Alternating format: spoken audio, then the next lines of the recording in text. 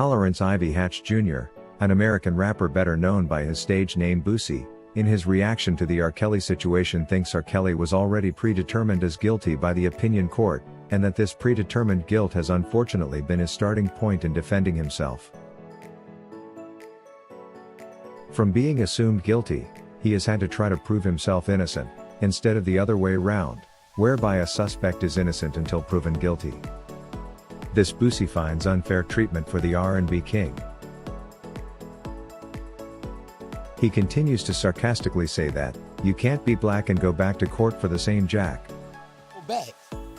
When you black and you go back for the same jack? Yeah. Shit. You ain't the other color, you black. According to him, R. Kelly survived the first trial narrowly and was not supposed to make the same mistake over and over again. On the argument of whether R. Kelly actually did the things he is accused of, Boosie admits he don't know.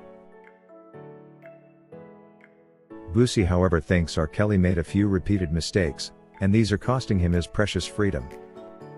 But the same Boosie feels, R. Kelly is probably better than Michael Jackson and Stevie Wonder at what he did, and to him, he is the most talented of all artists in the world. It turns out Boosie has an unreleased record with R. Kelly. He is not sure anymore what its fate is going to be, but he is optimistic in one way or another, they will eventually release it. He actually believes there could be a lot more artists with unreleased R. Kelly songs, but who are not bold enough to admit to this publicly, for fear of how their fan base will take it. But according to Boosie, he sees nothing wrong with that and will gladly proclaim his love for R. Kelly publicly no matter what. He doesn't believe his fans would turn against him for appreciating great talent. Like Boosie suggests, R. Kelly has indeed had a real back and forth in his life. That if someone was to describe it, one would likely compare his life to an endless and life-threatening roller coaster, filled with ups and downs with repeats of the same highs and lows. Court hearings and not guilty convictions. Arrests for failure to pay child support and more.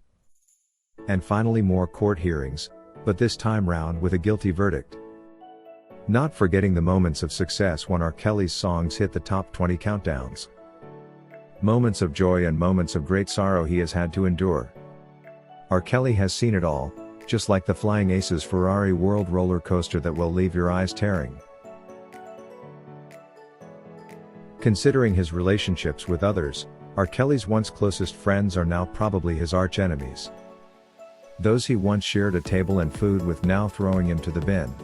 A man who offered free charity concerts as such he did to save his music teacher's home, now denied any opportunity to generate any revenue of his own. And looking deeper into his finances, an artist whose net worth fell from $110 million to -$2 million. All in one lifetime. I can confidently assure you, a free R. Kelly would make all his lost wealth back.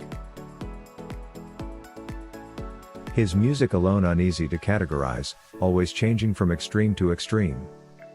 R. Kelly will rap, do R&B and later switch to opera.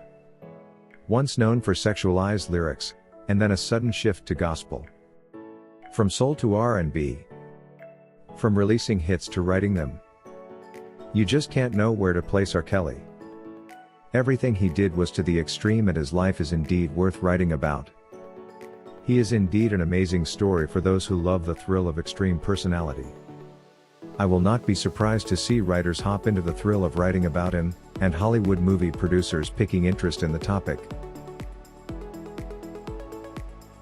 According to Harris, I was once asked what kind of music R. Kelly does and I didn't know what to say.